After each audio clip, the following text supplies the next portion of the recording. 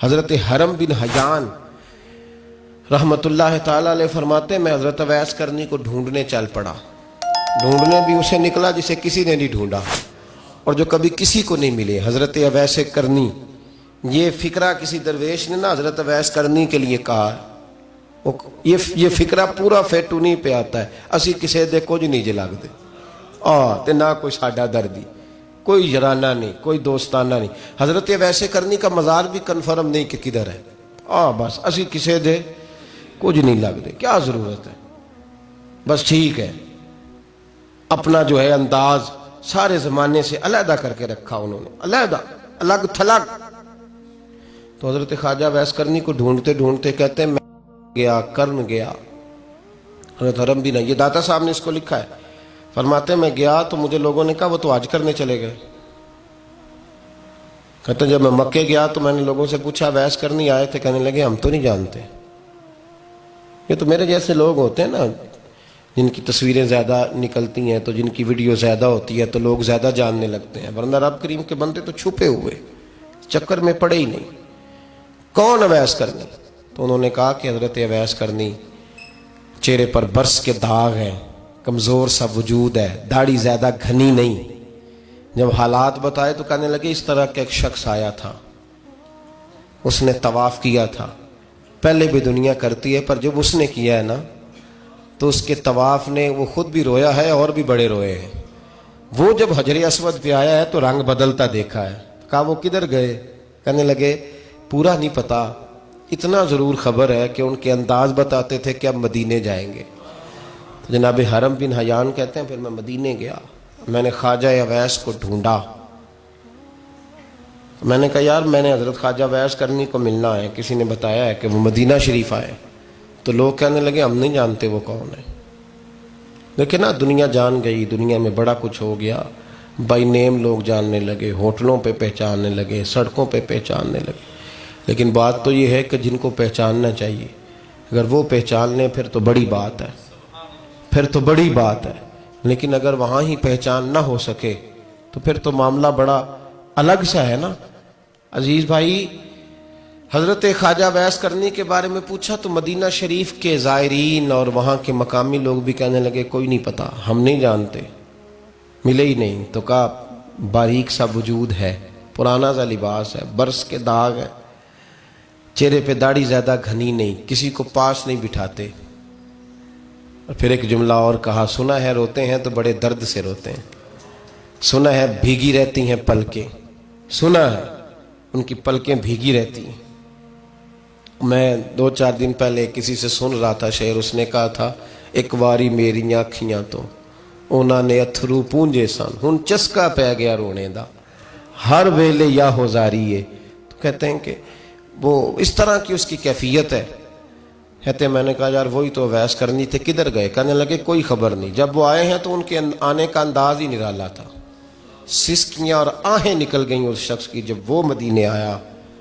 حضرت حرم بن حیان کہتے ہیں میں ڈھونڈتا رہا، تلاش کرتا رہا. پھر میں ان کو ڈھونڈتے ڈھونڈتے عراق میں آیا تو نہر فرات کے کنارے ایک کمزور سے آدمی کو ریت کے ٹیلے پر بیٹھ کے وضو کرتے دیکھا.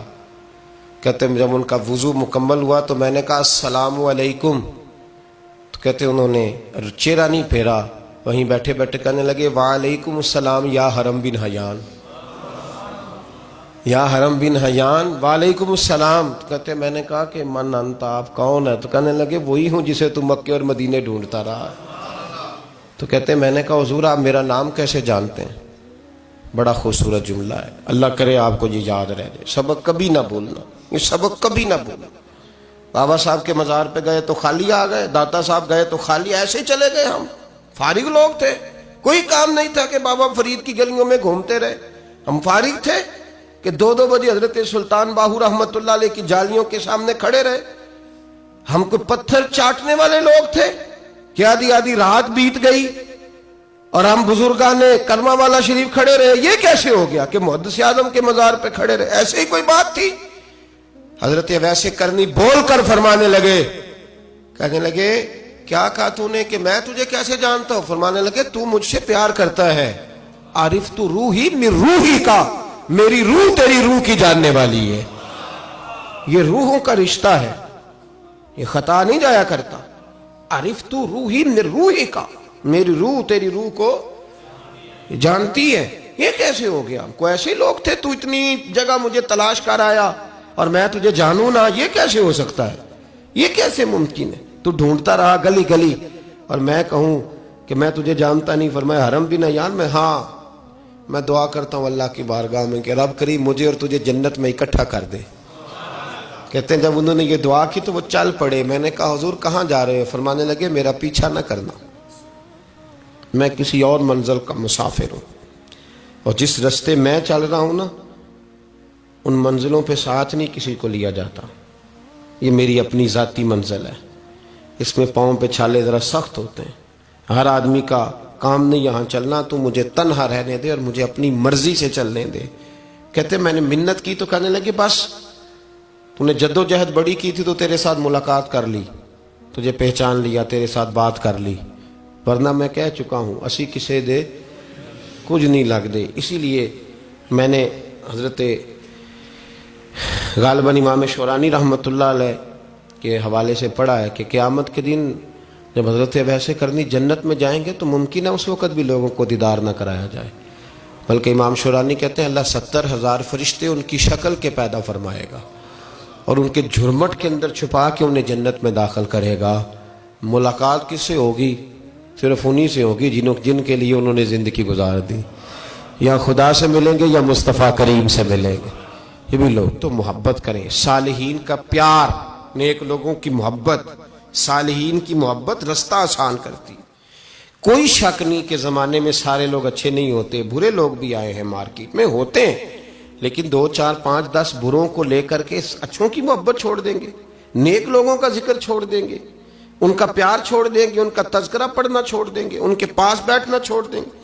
گزشتہ دور میں جو بادشاہ بھی نیک ہوئے نا وہ بھی صالحین کی محبت کی وجہ سے نیک ہوئے. اورنگزیب عالمگیر اگر کچھ بہتر ہوئے تو اس لیے کہ ملا جیون نیک آدمی سے محبت کرتے تھے. محمود غزنوی کی بہتری کا سبب یہ تھا کہ حضرت سیدنا ابوالحسن خرقانی کے پاس جایا کرتے تھے. صالحین کی محبت نے بادشاہوں کے رخ بدلے، بادشاہوں کے. ان لوگوں کو پیار تھا تو حالات جہانگیر بادشاہ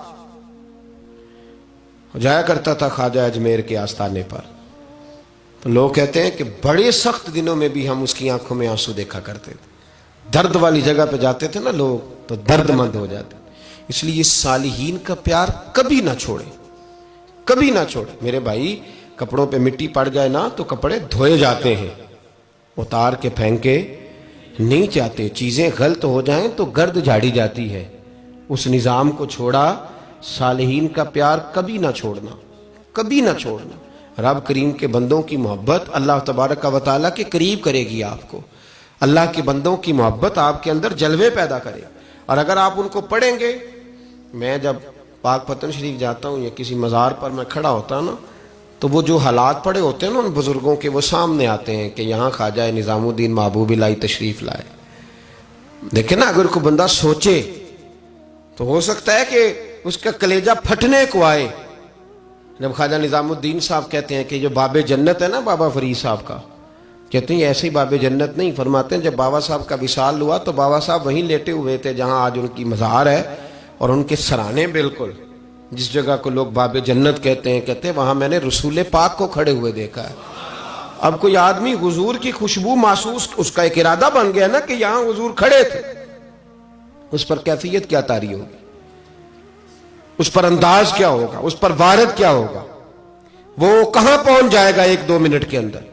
تو یہ تو اس وقت ہے جب اس کے محسوسات ہوں گے، جب وہ نظریاتی طور پر اس بات سے متفق ہوگا، جب وہ خوشبو محسوس کرنے کی صلاحیت رکھتا ہوگا. ایک بات عذرائے محبت ہے، کہہ دیتا ہوں چونکہ سوالات ہوتے رہتے، کہہ دیتا ہوں. اعلیٰ حضرت کے ایک مرید تھے مولانا حشمت علی خان صاحب رحمۃ اللہ، بڑے تگڑے آدمی تھے. جن لوگوں کی پوزیشن بڑی سخت فاضل لوگ ہوتے ہیں نا، اور حاضر جواب 1 منٹ سے پہلے. پاک پتن شریف گئے تو باب جنت سے گزر کے آئے. باب جنت سے کسی ہمارے عالم نے نہیں لکھا کہ جب وہاں سے گزر گیا اب توبہ نہ کرے اور کوئی اچھا عمل نہ کرے تو جنت میں جائے گا. بس یہ کہا کہ ایک دروازہ ہے جہاں خواجہ نظام نے حضور علیہ السلام کو کھڑے دیکھا. گزر جائے کوئی تو الحمدللہ اس کے لیے ایک برکت ہے. لیکن کسی شخص نے یہ نہیں کہا کہ اب وہاں سے نکل کے آ جائے اور معاذ اللہ جھوٹ بولے، جو مرضی کرے اور کہ میں جنتی ہو گیا، یہ معنی کسی بندے نے بھی بیان نہیں کیا۔ ہاں وہاں سے گزر کے آئے، سچی توبہ کرے، بعد میں اپنے اعمال پہ محنت کرے، اللہ اسے برکت عطا کرے گا۔ فرماتے ہیں میں پاک پتن شریف سے ہو کے آیا، رش بڑا تھا، اس کے ایام تھے، تو باب جنت سے گزر کے آیا تو میں بس کی چھت پہ بیٹھ گیا۔ کچھ اور لوگ بھی تھے، تو ان میں سے کچھ ایسے صاحبان بھی تھے جن کو بیماری ہوتی ہے چھیڑ کے رکھنے کی، کوئی نہ کوئی بات کیے رہتے ہیں، یہ ہو گیا تو وہ ہو گیا، کہتے ہیں انہوں نے بات چھیڑ دی، مولانا کہاں سے آ رہے ہو؟ تو میں نے کہا پاک پتن شریف۔